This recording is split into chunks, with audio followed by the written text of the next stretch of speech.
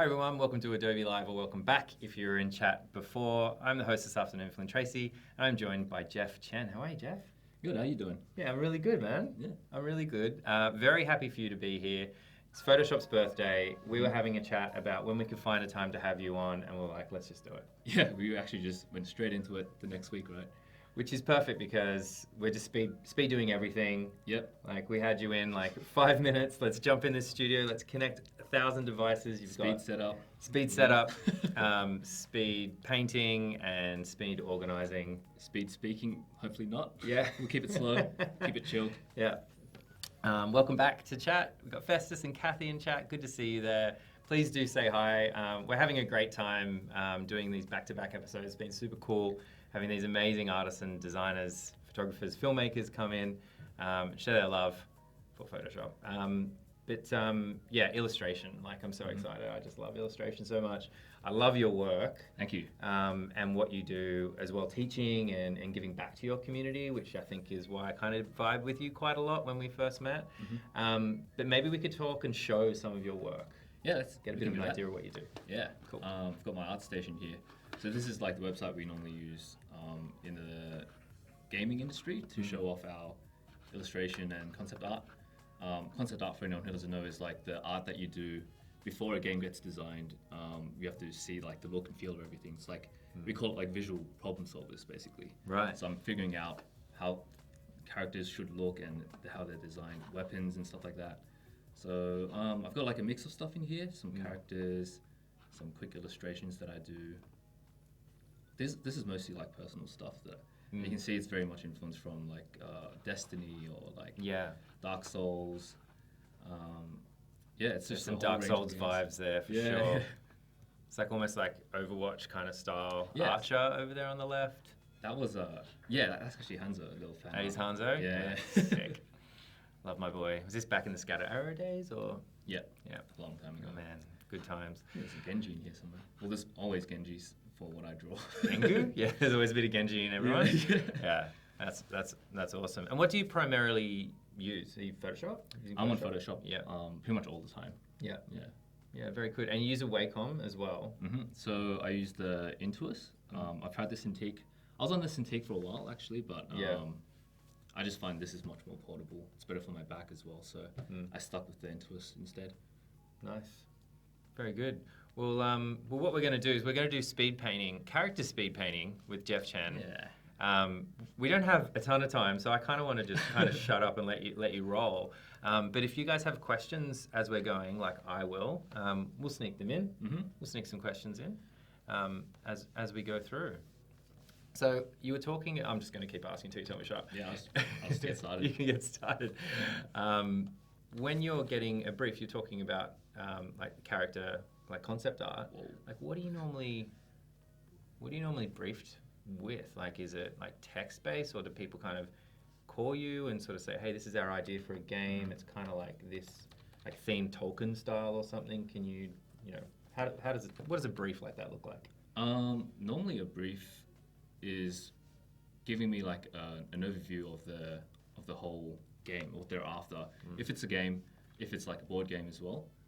I'm just changing my canvas because that was way too big to paint on here. Cool. Yeah. Might do something like this instead. And feel free to like answer my question in like 5 minutes if you need to focus as well. Yeah. So it's important that I know what the game is about. Right. If it's like a sci-fi game, a fantasy game, and then normally I get like a quick overview of what the character is, what they're after for the character. So if it's like the final, or if they're doing some more exploration, so like little thumbnail sketches and all that. Like a board for some reference images is always good. Right. Normally in like the art community, we talk about how important reference is. That's just on like an artistic level, but like design-wise, I think having a reference board is even more important because then we know what's around it. We know what's out there. If we want to do something special, we have to know what exists already as well. Right. Or if we know something that's working, we want to take that and put it in our own designs. Yeah. Cool. That's pretty much it. I don't know why this keeps flying around. It's because it's live. Yeah, it's a little bit slower. Whenever you do something live, whatever you've practiced 1,000 times before, it's just going to weird out for a second. Okay. So what are you doing now? You're putting in the gradient, but I noticed you didn't just use a normal gradient tool or anything. Is this to add some like humanity to it? I guess It's to add some more texture. Yeah. I think a great appeal about the concept art aesthetic is the brush texture and all that. We want to keep things not so solid. We want to have like, you're talking about like human. I don't know if this is what you meant, but like, we want to throw in like our human elements in there.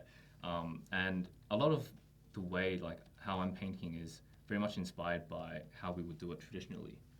So I want to make sure I'm not like, well, I do undo a lot. I use a lot of secret techniques that like is good for digital, but I like to keep it loose, brush strokes clear. That's pretty much it. And at the moment, I'm very much focused on just laying down some foundations for the shapes I want to work with. Cool. I think, I mentioned that in what we're going to talk about today. So it's like, for painting, the way I'm doing it, digital painting, it's very much shape-driven instead of line. So having a silhouette down will give me a good idea of like the character I'm sort of designing at the moment. And I'm not really restricted. Like line art can be a little bit slow sometimes.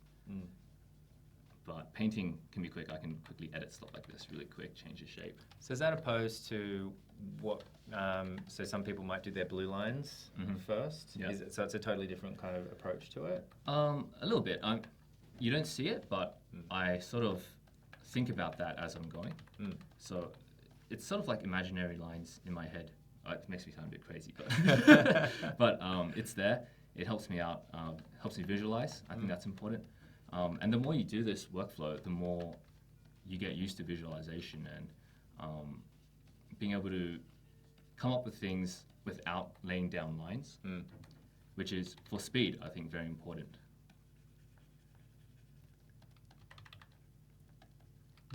Yeah, hell yeah. Have you seen many people work in this sort of I don't think style? I've seen anybody work in this sort of way, which is why I'm just kind of like watching with everybody else. Yeah. I think most of the illustrators I know have come from maybe like design backgrounds maybe, or they started in digital art, opposed from a couple of other people who might have been classically trained kind of thing. And I think that's a lot of figure drawing and drawing with pencil and layering in blue lines and then bringing in your color and shapes and tone and lighting and all that sort of stuff in that kind of way. But no, not like this. What about you guys, chat? Have you seen people doing it in this kind of style? Let's find out. And we spoke about coming on live stream, obviously, so you have a bit of an idea in your head of what you're going to be doing. Yeah. So I did like a quick sketch of what I think this would look like today back home. I'm going to be working on something more fantasy. Maybe a character you might see as like an enemy or maybe a playable character as well. Right. Something like this could be a big boss. Yeah. One of those bosses that aren't gigantic, but like, they're strong from like their aura, the way they walk. You get a health pack just before the music's kicking in. So I'll make her feel. It's like the game's asking you if you want to save. You're like, oh. Yeah. You're like, oh no, it's always a bad sign.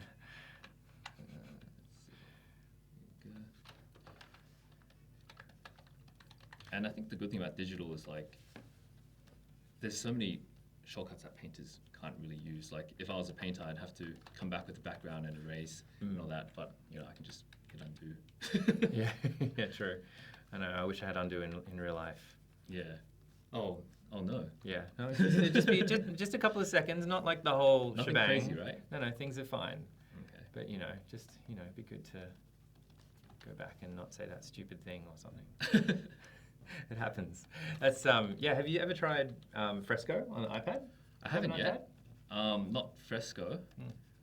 It looks interesting because it feels painterly as well. I feel like that's the approach Adobe wanted to go with Fresco. Is that right? Yeah, like watercolor in particular. Yeah. I think is like one of the kind of bigger breakthroughs in the tech.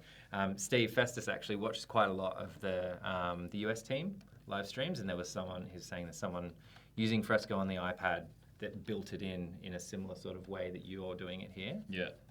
It could lend quite well to that. I might try that out then. Yeah. maybe next time we talk about fresco instead. Yeah, we'll get you back on for sure. I've got some people from stream, it looks like. I mean, from the Discord. From your community? Yeah. That's cool. It's always good. Hey, guys. How you going, guys? Yeah, welcome. It's nice to have you here. Are any of these people any of the Jeffs? They're all the Jeffs. They're all the Jeffs. Yeah. They're all just a part of me. Or part of the family. Maybe it's a good segue into talking about like Discord and the community and stuff, because I know, so you give back to your community quite a lot and teach what you know quite a lot, like through the Discord community, and also like actually teaching people how to do art. So where did that kind of desire come from? I think there's a lot of resources online, and sometimes, well, at this point, it's sort of like so much that you can get lost. Totally. And even just having someone to guide you with where you should go, what you should watch is already really good.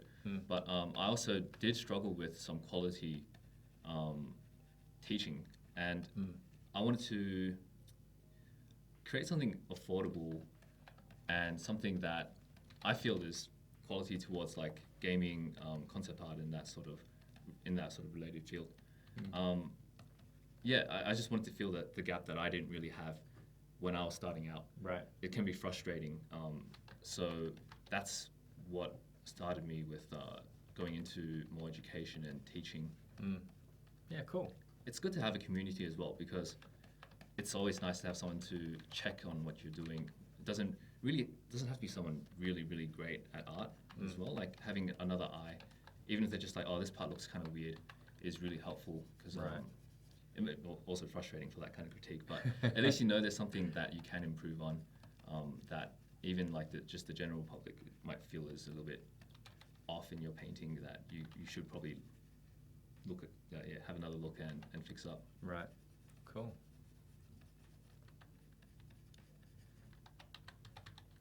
And are you using standard brushes, and I kind of, there's a loaded question because I know the answer to this, but like you have your own brushes. I'll say it that way. Yep. I'm using actually just a very standard brush. It's just. Oh, you are at the moment. Yeah, I snuck in a few secret ones just then. This was they're free brushes that I downloaded online. So it has a bit of. If you have a look in here, no, I don't have that setting here. Let me open that up. Brush settings. So it has like a bit of dual brush, color dynamics. So you see how like the brush in here is sort of changing in hues and values. So that's with the dual brush, the color dynamic setting. Yeah. Okay. So that gives you a nice texture. It can sort of feel like a traditional brush as well. Nice and natural, has like a rough edge. It's really good for, as I said, texture. And like in a lot of art, contrast is something you want to go for, whether it's for design or just readability and all that. And if you contrast like a rough brush like this, like say along the edge here, and then you have very smooth gradients inside like the face area, then we start to get more attention on that face. Right. Yeah. So I don't really have like a rule for how I use my brushes. It's just I just pick one and just see what it does and just sort of deal with it as I go.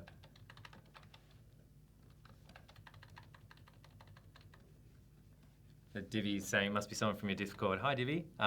Saying it feels funny seeing you draw on a regular tablet versus your monitor. So you have you were talking about you had the Cintiq? Yeah. Is it at home? So I was actually using that for the first 5 years of doing this. Yeah. I only switched last year to using the tablet. It was because I was starting to travel a little bit more. I was like working in China as well, and then I felt like I didn't want to get stuck. I can't bring a Cintiq everywhere. Not the big ones at least. Yeah. So tablet's nice and handy. So I've switched to that now. It feels the same, honestly. Like some people complain about not being able to do too well because they're stuck on an Intuos, but I don't think that's the case. I think it's really just about understanding the medium. Traditional painting itself is a medium as well.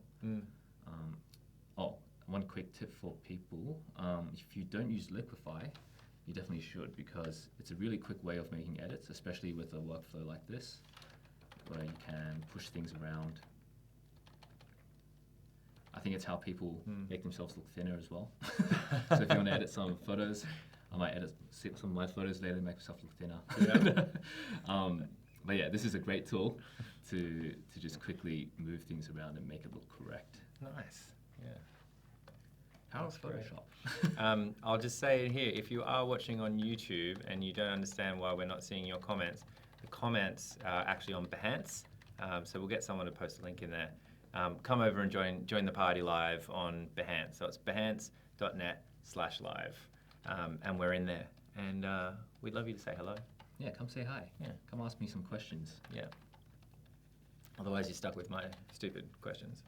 I think they're great. Thanks, man. I appreciate that. So how often do you stream out? Because like a couple of people sort of, from your crew saying they haven't seen you stream since last year. Oh, man. So I used to stream almost daily when I freelanced at home. Yeah. And then work got in the way. And then I went to China. And I came back and I was just out of the groove. Yeah. I used to stream on Twitch so often, and like that's where my community sort of started. Right. But yeah, I want to get back to it, but maybe this is a good way for me to feel comfortable with streaming again and not feel so. It can feel like a bit of pressure sometimes. Right. Because like I normally did speed paintings on there as well. A bit of pressure to make sure like I'm always doing well, or sometimes you don't always have the greatest day at home. Like if you have to stream and put on a smile, it's a bit tough as well. Put on the happy face. Not that I was depressed or anything. It's just yeah.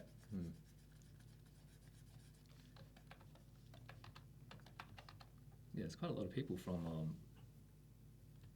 the Discord. Maybe I'll quickly show that as well. Yeah. If people are interested. Do it. So I do run a little art community in Discord. Oh, maybe not. No, here we go. Should jump in. Yeah. What I like Always to do love there, this little robot. yeah, we're talking about like giving critiques and feedback from other artists, a community where people are like-minded and just enjoy art. That's what I tried to create here. So this is it's got a little French name, the gallery, but like basically the gallery for people to post their art, and you can see there's a lot of people posting in here. Like if you want to just show some sketches as well, go in here. You can put GIFs, which is pretty nice. But yeah, there's all sorts of art. Like Yeah. it's all sorts of completely different traditional mediums. stuff. Yeah. This is one of my mods actually, Pan. He's actually taking the courses I'm teaching as well. Right. Really great stuff. We improved their shape, design, and all that. Yeah, and we also do challenges and all that when we can. This time we were doing like do you know like Chinese whispers? Right. Yeah. So we did like an art version called the telephone game. Right. For art. I think telephone games like the PC version of.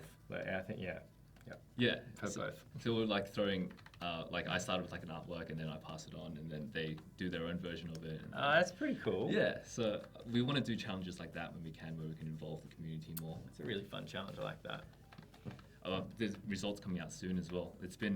We had like 30 people join, so there's a bit of a long line. How long do you give people?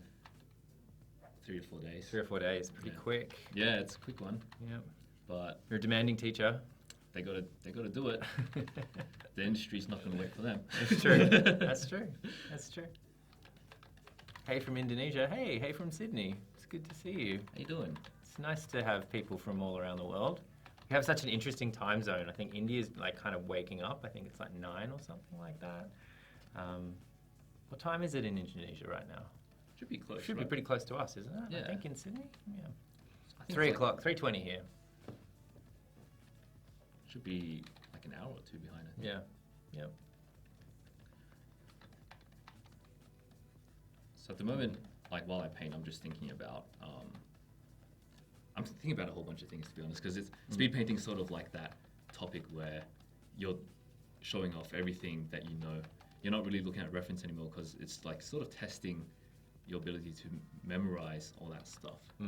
And when it all comes together like this, you sort of don't really have a clear workflow. Right. I'm trying to keep it in a way that like we can see a workflow later, but I'm thinking about lighting, anatomy, and all that all at once, form and design. Yeah, so it can look a bit messy, but after like the first laying out stage, I can add some lighting and show you guys how I do that in a more structured way. Right. Yeah. And this is all on one layer.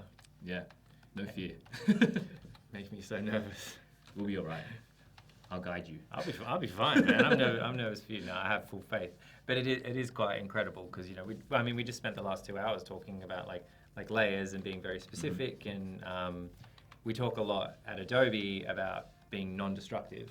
So the idea that, you know, if you make any kind of mistake, you can go back, and it's just always so interesting to see how people like are using the apps, like doing it in this way, because you could never possibly be this fast if you were doing everything on different layers and all that sort of stuff. Like, say later on you worked with like line art first, and then you started coloring, but then you wanted to change the lines slightly. That's very painful to do. Right. Not a speed painting thing to do. It's called speed painting, not speed drawing, I guess. That's why. Well, that's why I called it speed painting. Some people do speed drawings, maybe. And like, yeah, a lot of moving around with like selections and transformations just to get things into the right space. Super cool. Yeah. You feel us. Just like, yep, no, that goes over here now. Yeah. And I'm flipping a lot because it's a good way to check your painting. Like, I'm zooming in and out a lot as well. When you sort of look at it from a distance like this, and if it reads well, then you know things are going well. Cool. And then flipping is like a good way. Like, sometimes, I don't know if you tried, but like you draw on a piece of paper, like a smiley face or something simple. Yeah. And you put it against the light backwards, and it looks completely off. Like the mouth. You think like it's perfect? Yeah. So that's basically what that flipping does. It's one of my favorite typography tricks as well. Is to flip the type the opposite way, like if you're trying to kern or anything like that. And then you realize, oh, that's way off. Oh, that's way off, because because you're just looking at it from a totally different perspective. The balance, can anything with asymmetry can sort of trick you when you get used to it, right? Exactly. Yeah. Exactly. Oh, Robot Pencil. That's who you were talking about. That guy's crazy. Oh yeah, I actually learned from him. Did you? Yeah. And in fact, the tool presets I'm using is from Robot Pencil. Oh my gosh. Yeah. So it's a small world. And also Festus, good eye, by the way. Yeah. Could you tell I was doing a similar style? Yeah. So I was just chatting about. We're just asking if anyone out there in the audience had, seen people doing this sort of thing, because I hadn't really. And Festus was talking about Robot Pencil, and now that I think about it, I can totally see that. And he was using Fresco. So I think Adobe have got him to do quite a lot of stuff with Fresco. I think he was using it like in the beta quite a lot, like to give feedback to Adobe about what was working and all that sort of stuff. So I think he was on that inside track. He's done a lot of cool stuff. I want to be like that one day. Yeah. But yeah, he's great. Like, his courses are really great. Like, I took his course really early, which was a good thing, because it put me on the right track. And actually, very much of what I do is influenced from him. Like, I want to create something similar to him in Sydney if I can. Maybe teach in local workshops and stuff if I can in the future. Oh, cool. Like, the influence he had is what really drove me in the beginning. Like, the way he talks about art mentality, how you approach learning. I think that's all very important and stuff people overlook in places like university. Totally. Yeah. I mean, especially in the creative industry, we're at a stage where, we are learning from each other. That's why we're here. That's why we're doing this, so that, we can constantly bring people from the community in that can share their process. Super important.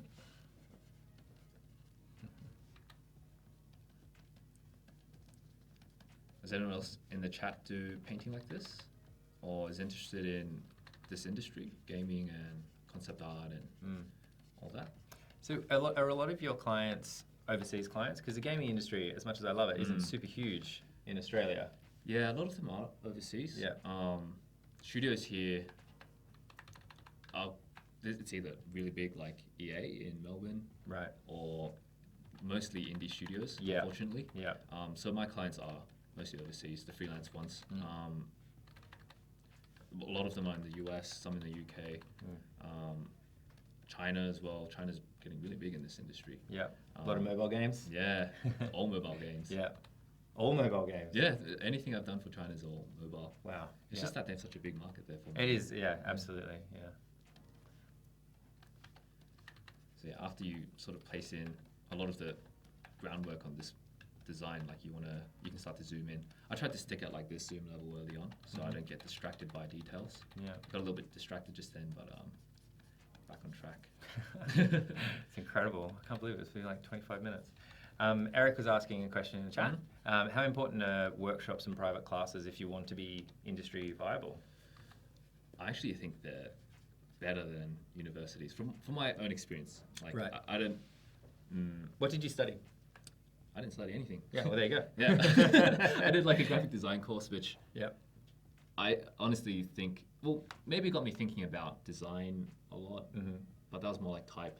There's nothing really illustrative like this. Yeah.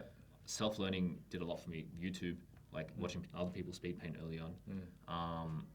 And then, yeah, I was talking about the robot pencil mentorship that I did with him. Really broadened my horizons about the industry.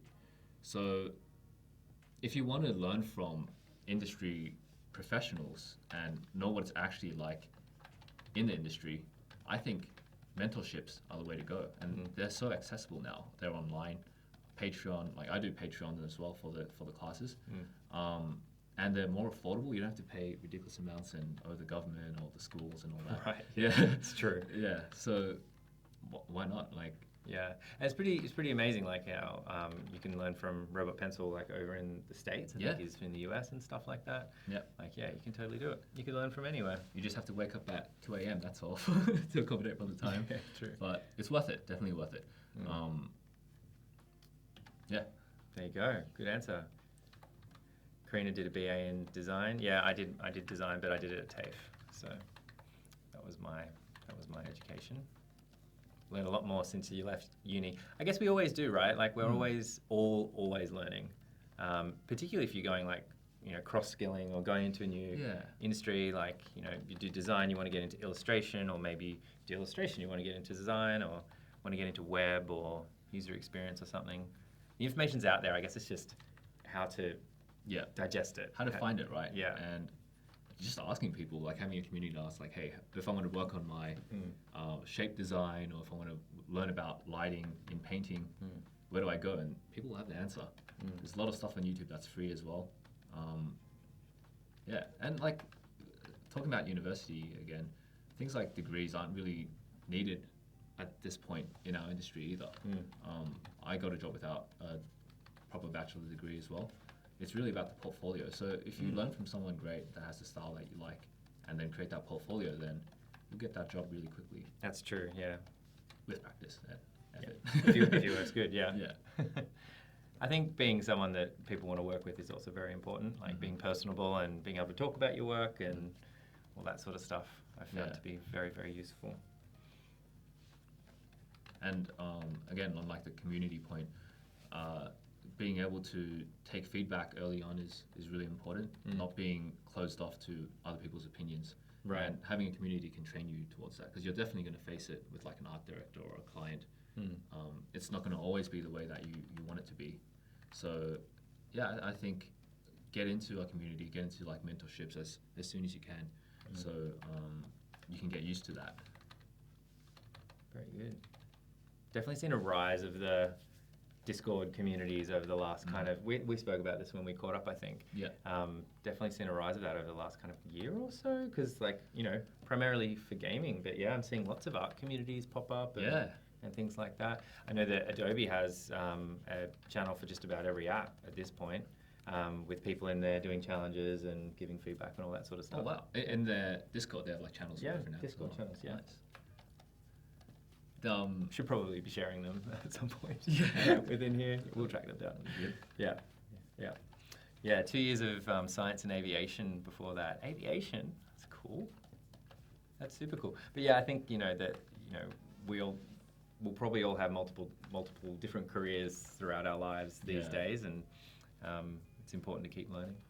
I think it's good to do what you enjoy. Like, True. Come from me, but it's more fulfilling, and people are afraid of like if you do it for a job, like you might end up feeling like it's not fun anymore. But it hasn't happened for me with art. It's you always create your own personal art that's not for work. So yeah, I think that's important as well. Totally. Helps you learn faster as well if you're interested. Yeah. Yeah. Yeah. So is that the liquefy tool that you're using again? Yeah, I'm always sneaking that in after I flip and realize I did something wrong. We can go into some lighting soon. I think I'm going to change how this arm's placed first. This is incredible. I love the contrast between like the soft brushes and then the really harsh like eraser that comes through. Yeah, that's like I like having a hard eraser so it can control what I'm doing, control that shape. The brush, although it is considered kind of hard, it does give you that soft texture if you blend it properly. Right. For people who don't know how I blend, it's normally just I have like Alt mapped to this button on my pen. Oh, you can see it here, can't you? Oh, that's cool. Yeah, like on this button here, so I can quickly press it and select a different color, and then just keep selecting the mid-tone of it to blend. Right. If I do like a black here, then I can keep selecting, keep blending. Very good. You need like a soft touch for that though, for a harder brush like this. Super cool.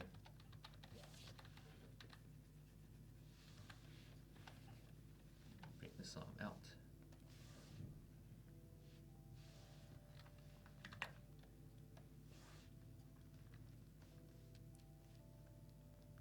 Warping and stuff is very useful as well if you don't want to do a quick liquefy. This is a much more accessible way of doing it because you can see it as it happens and you can just select it from transformation, right click, warp. Yeah, so it's right there.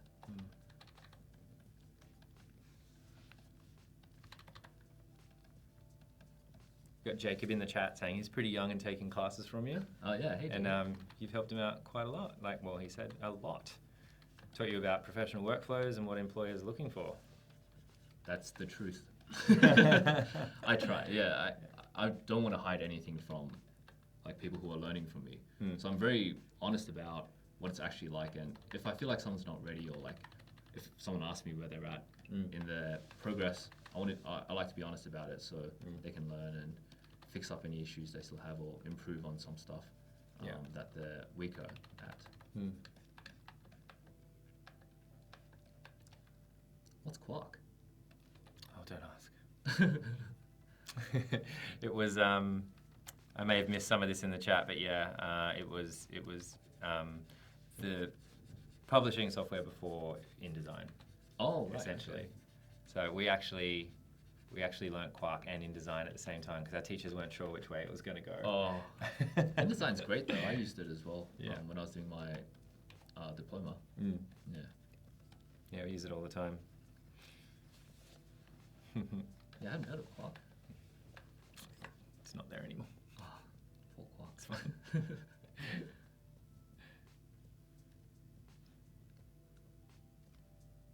It's quite funny. It shows our age, doesn't it? Everyone in the chat that's used those programs before.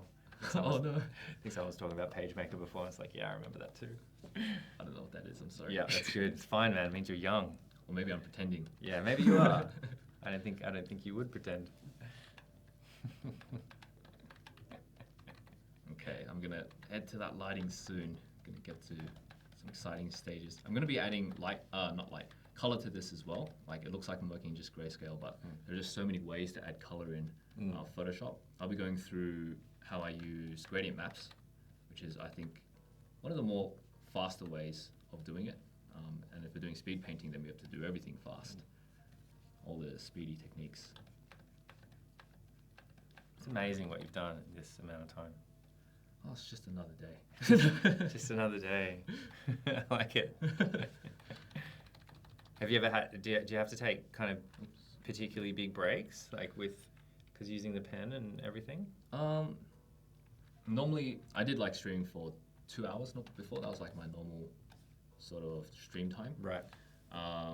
After that, I pretty much just enjoy lunch and relax because it is pretty tiring. Yeah. You gotta be careful. You Dry. gotta be careful on your wrists and everything. Yeah, I don't really get that issue actually. I get that. You're I get young. wrist pains It'll from happen. playing Smash. Yeah. Yeah. Smash is a killer game for your thumbs and wrists. Right. Yeah.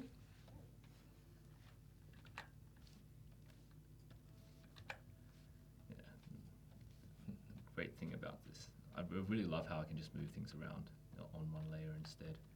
I think Demis was showing this, like say I have a little bit of erase here, which ends up happening a lot when you move things around.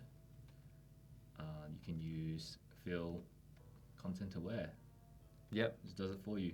Just fill it in. Boom. Oh, in Does- I wouldn't have thought to use it like in illustration, but yeah, that does make a lot of sense. I like to do Like in something painting. fun sometimes. So Yeah. say I want to add some detail in here, and I'm like, oh, I don't know what to do. Then I Yeah. just select it and just fill it with content aware. Wow. Oh, it's still live, is it, Oh, wow, Steve? I thank had you. no idea. I had no idea. There you go. Didn't mean to throw any shade. Oh no. Okay, we're back. But yeah, content aware still also works for quick iterations and stuff. Yeah, because I always see it as an example in photography. Yeah. To get rid of like people and stuff like that. But if you're too lazy to design, and if you want just some randomness in your work, just throw it in, Throw it up. make a selection, Yeah. and just see what it does. Yeah. Let's see what it does today. Wonderful.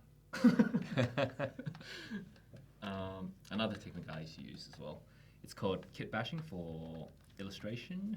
So, say we have an area that has a really nice texture to it, and we want to borrow it.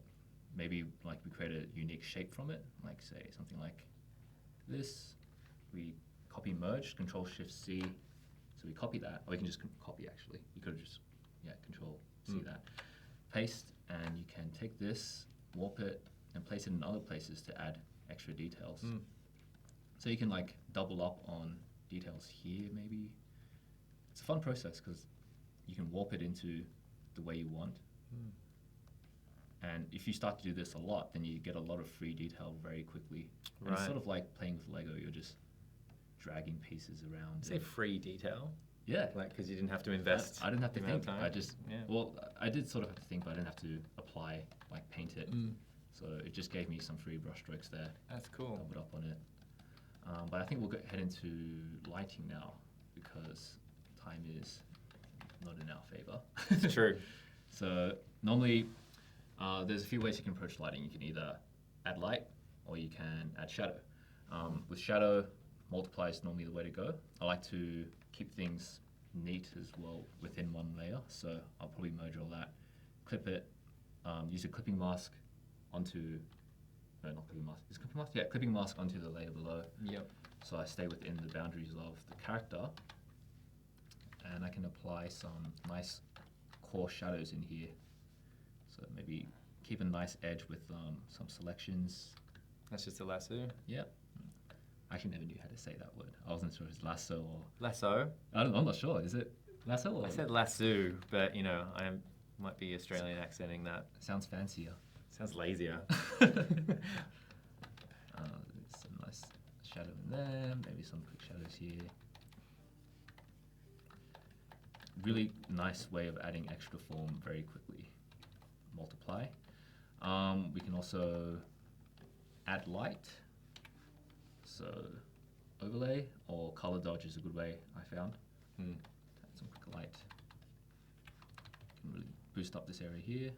Add a bit of tension, so wherever there's contrast, it's better. So if we don't have anything that's heading towards such a bright value, then it gets more attention drawn towards there.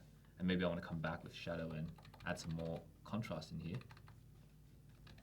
so we get more attention on that face area that gets lit up.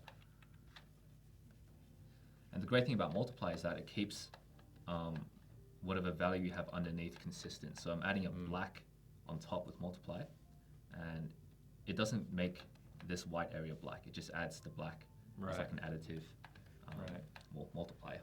Yeah. Okay, and that's some quick lighting.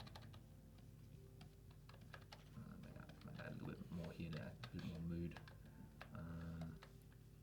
And we can go into colors now. So I might just merge this down again, no fear. Use some gradient maps. So I was talking about color with gradient maps. So if there's a few ways to get to this menu. I prefer to add it as a layer. So in your layer menu, go to this, what are these called? Adjustment layer? That's it. Yeah. Good teacher. Thank you. You know, 41 minutes and I've contributed something to the chat. These are some gradient maps that I have. I normally like to pick one that sort of sets the mood. Cool. So gradient maps are great because it's taking the values you have underneath and it's sort of reading it from left to right. So darkest value here to lightest here, and everything between has like a smooth transition. So if I turn my blacks, to white, if it would let me, oh, maybe let's do this. If I do that, then all the black parts turn white. Yeah.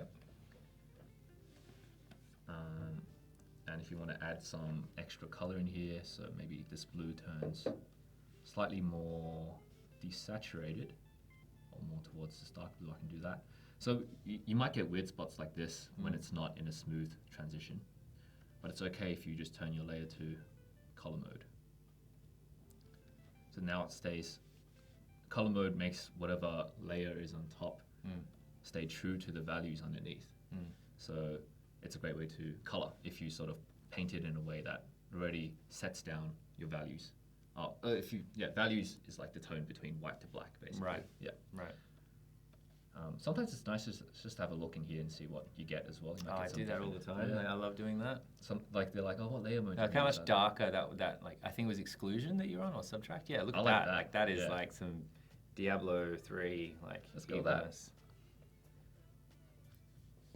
Maybe bring it back in a bit, and then we can add some. So this is like sort of, I'm thinking like this is like the ambience, what the mood is like of the whole place, the atmosphere of the place you're standing in. But we also need the color of herself. So she would have skin tones obviously, and like the whatever this is, like armor, I guess, would have its own color. So we should place that down first. Maybe something like this is good. Bring a bit more skin tones into this one. Are they presets that you've made? They just... Robot pencil as well, actually. Ah, cool. I just stole all his things. Nice. So There's some fancy looking gradients. I'm going to use that later as well for something even fancier. Nice. So stick around. Turn this down. So that's the skin tone I've got. I might look into applying color for the darker parts now. Oh, I might just do that here since it's a different value. Oh no, you don't want to do that. So I might turn this more purple. I want like more of a purple sort of armor. And then we have an atmosphere, and then when you open a gradient map, it not automatically gives you a mask here. Yeah. So if you paint black in here, then it takes away from the layer itself, and then white will bring it back. So I'm going to paint away some of the moodiness in the areas where I want to reveal the skin tone, natural colors, where the light's hitting as well. So Wow, looks super cool. probably want to clip this as well. Oh no, yeah, let's clip it. Clip it.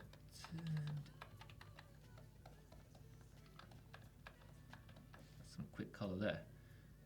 We might be heading a quick way to change it, because sometimes you do layer modes that will change everything, like your values and all that. If you want to bring that back, you can use levels. And I want to reduce the blacks so I can draw this in a little bit, and that pushes the blacks down. I probably also don't want any saturation in here. I might reduce this part just so it stays consistent. Another cool thing I like to do is grab all this, maybe group it,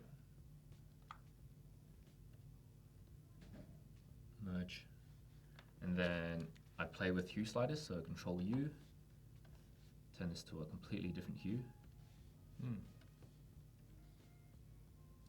Find a funky looking layer mode, use our mask, and use a really rough brush to bring in some of this extra color in that really shouldn't be there.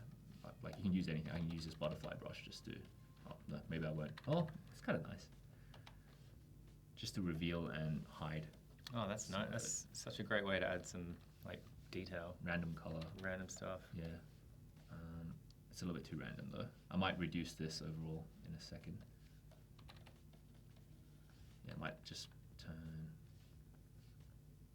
Actually,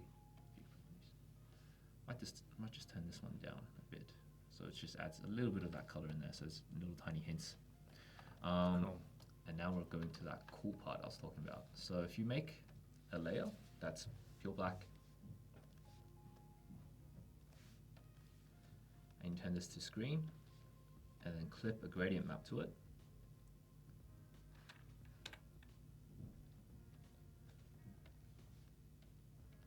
You can get something really cool. If you paint in white in a layer between or on the layer that is pure black, Right. get some really cool glows. Oh wow. Use a soft brush for this to make it feel more natural. So I can start to apply some of this in here, just to add some more highlight spots.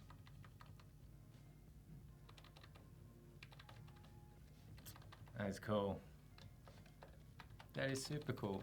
But yeah, for people asking in chat, now is probably a good time if you've got any more questions, because there is a hard cutoff for us. It's like the news comes on, like right on. So we end up we've probably got like 6 or 7 minutes left. Goes fast. Yeah, it does. Yeah. That's an amazing effect. Yeah, it's like very quick and easy to set up, and the results are just so effective. That's amazing. And the good thing is it's non-destructive as well. Like you can make more layers, you can add more in here, and you can turn off some of the ones in here if you don't want them. So I think that's very cool. That's super People cool. should take advantage of that. Yeah. I want some glows in here.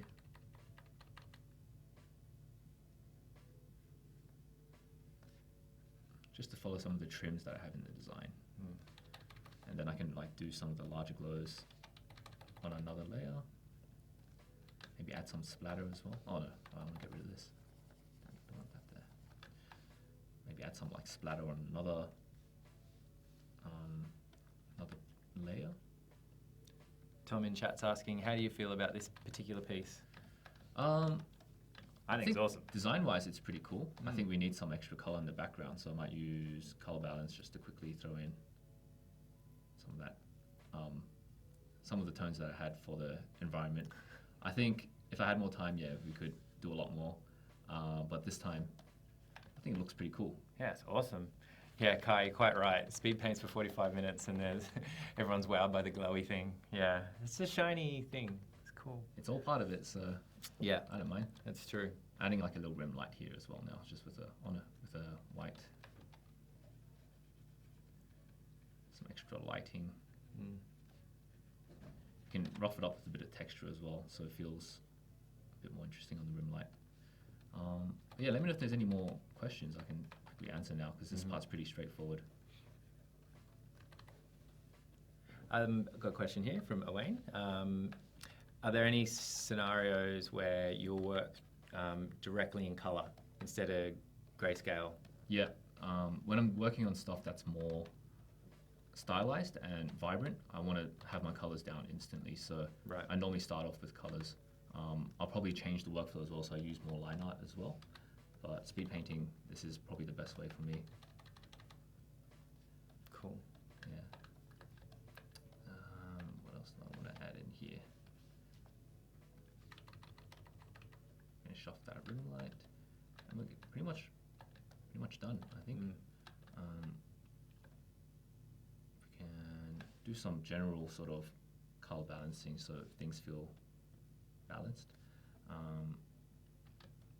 Might also rough up the background a little bit more so it looks more interesting. So just get like a rough brush, maybe something smoky like this one.